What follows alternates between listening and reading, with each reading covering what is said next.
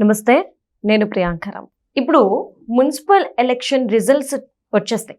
Next ఏమున్నాయి అంటే greater Hyderabad elections.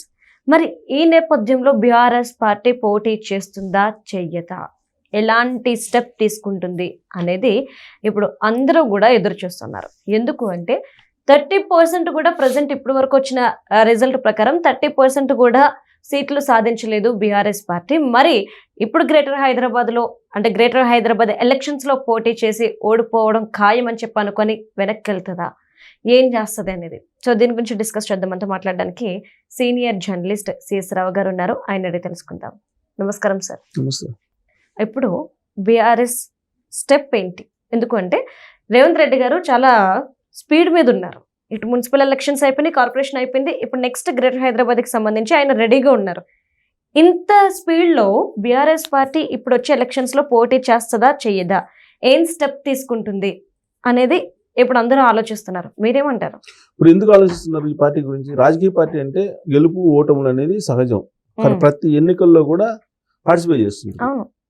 కానీ బీఆర్ఎస్ పార్టీ గ్రేటర్ హైదరాబాద్ ఎలక్షన్స్లో పార్టిసిపేట్ చేస్తుందా లేదా ఈ ఫలితాలు చూసిన తర్వాత అనేటువంటి సందేహం కలుగుతుంది. ఎందుకు కలుగుతుందంటే గత చరిత్ర కనుక చూస్తే BRS party, Kalvakuntla family, TRS party చరిత్ర కనుక చూస్తే ఇక 2014 వరకు గ్రేటర్ హైదరాబాద్ ఎలక్షన్లో పార్టిసిపేట్ చేయాలి. అప్పటి వరకు దూరంగా ఉంది. 2016లో మొట్టమొదటిసారిగా గ్రేటర్ హైదరాబాద్ ఎలక్షన్లో పార్టిసిపేట్ చేసింది. అప్పటి వరకు అది దూరంగా ఉంటూ వచ్చింది. ఎందుకు ఉంటూ వచ్చింది? టార్గెట్ ముఖ్యమంత్రి పదవి అనేది అది అసెంబ్లీలో టార్గెట్ అని చెప్పి దూరంగా ఉంటూ వచ్చింది. ఎమ్మెల్యే కంటెస్టెడ్ వరకే పరిమితం అయింది, కానీ లోకల్ బాడీ ఎలక్షన్స్ ఎక్కడ పార్టిసిపేట్ చేయాలి. అయితే గ్రేటర్ హైదరాబాద్ ఎలక్షన్స్లో ఈసారి బీఆర్ఎస్ పార్టీ సేమ్ అదే స్ట్రాటజీని ప్లాన్ చేస్తుందా గతంలో మాదిరిగా? ఎందుకంటే ఇప్పుడు ఈ గ్రేటర్ హైదరాబాద్ ఎలక్షన్స్ వచ్చినందువల్ల అభ్యర్థులు పోటీలో నిలబడాలి, ఖర్చు పెట్టాలి, పార్టీకి ప్రచారం చేయాలి. ఇవన్నీ ఖర్చుతో కూడుకున్న వ్యవహారం, అలాగే శ్రమతో కూడుకున్నటువంటి వ్యవహారం. బీఆర్ఎస్ పార్టీకి నిర్మాణాత్మకమైనటువంటి క్యాడర్ లేదు. ఎందుకు లేదు? ఈ మాట నేను ఎందుకు అంటున్నానంటే 2014 ఎన్నికల్లో మొట్టమొదటిసారిగా ఆ పార్టీ అధికారంలోకి వచ్చింది. అప్పటి వరకు ఎక్కడా కూడా ఆ పార్టీ ప్రతిపక్షంలో లేదు, ఉద్యమ పార్టీగా ఉంది.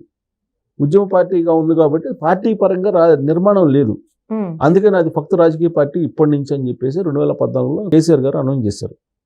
ఆ మాటని అన్ని పార్టీల నుంచి లీడర్స్ని తీసుకున్నాడు ఆయన. అంతే తప్ప స్వతహాగా ఆ పార్టీకి నిర్మాణం లేదు.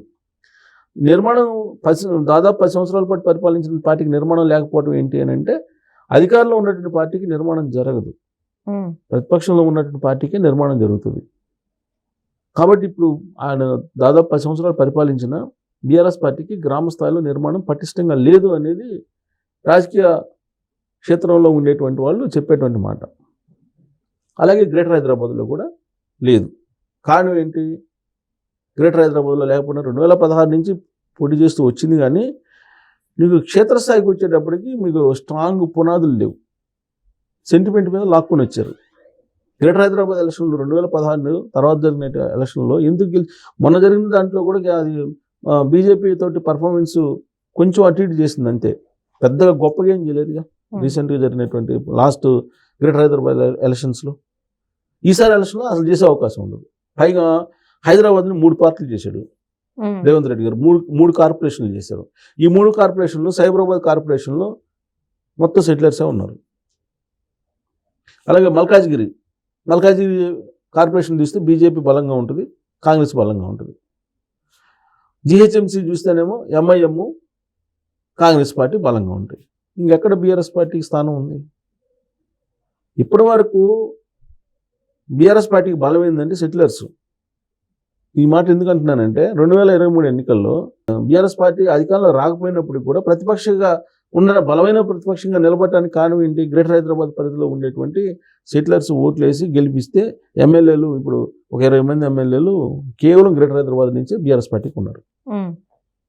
హైదరాబాద్ చుట్టుపక్కల మిగతా రెస్ట్ ఆఫ్ ది తెలంగాణలో మీ కాంగ్రెస్ పార్టీకి ఎమ్మెల్యేలు ఉన్నారు. రెస్ట్ ఆఫ్ ది హైదరాబాద్ వాళ్ళకేం లేదు బీఆర్ఎస్ పార్టీకి. కారణం ఏంటి? 2014 నుంచి ఇప్పటి వరకు కూడా సెటిలర్స్ లేదంటే ఆంధ్ర మూలాలు ఉన్నటువంటి కాంట్రాక్టర్స్ తోటి కలిసి వ్యాపారాలు చేసుకున్నారు. సినిమా ఇండస్ట్రీ తోటి కలిసి వ్యాపారాలు చేసుకున్నారు.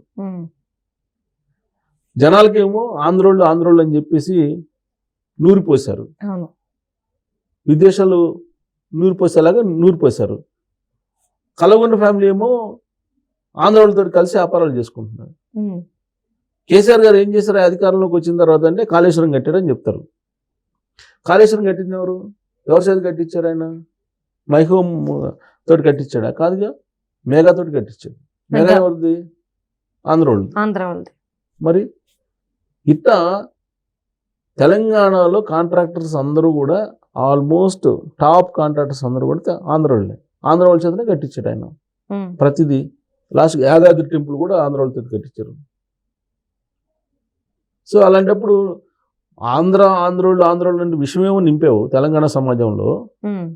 వాళ్ళేమో వ్యాపారాలు చేసుకున్నారు అన్ని రకాల టాప్ రియల్ ఎస్టేట్ కంపెనీల్లో, టాప్ 20 రియల్ ఎస్టేట్ కంపెనీల్లో వాళ్ళకి వాటాలు ఉన్నాయి అనేది కాంగ్రెస్ పార్టీ వాళ్ళు చెబుతున్నారు.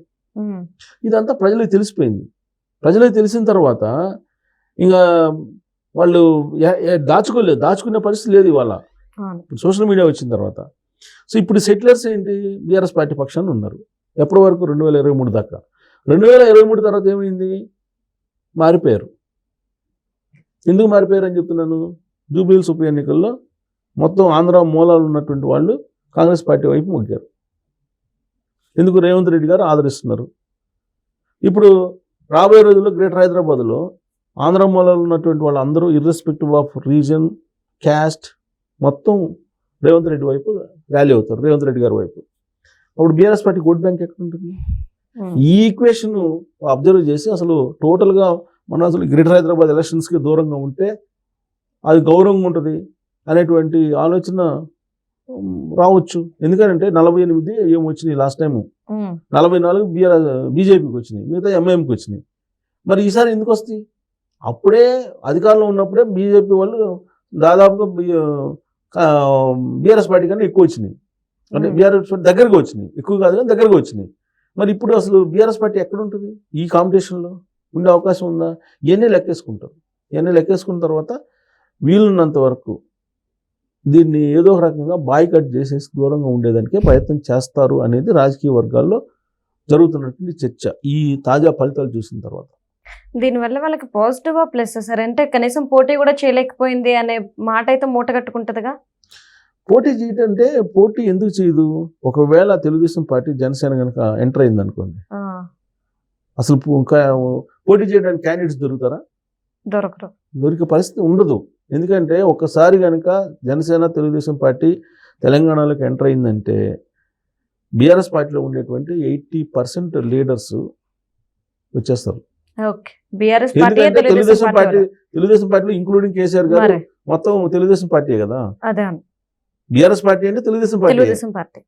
మరి అక్కడి నుంచి వచ్చేస్తారు, రాకుండా ఉండే ప్రసక్తి లేదు. అలాంటప్పుడు పరిస్థితి ఏంటి? ఇవన్నీ ఇప్పుడు గ్రాఫ్ పడిపోయేటప్పుడు డెఫినెట్గా ఇలాంటి విశ్లేషణలు, ఇలాంటి అభిప్రాయాలు వస్తాయి. బట్ రాజకీయ పార్టీ అంటే అన్ని ఎలక్షన్లో పోటీ చేయాలి. కానీ ఆ పార్టీ గత చరిత్రను చూస్తే పోటీ చేయాల, అందుకని ఈసారి కూడా పోటీ చేయకపోవచ్చేమో అనేటువంటి అభిప్రాయం కలగడంలో తప్పలేదు. Right. Thank you so much sir.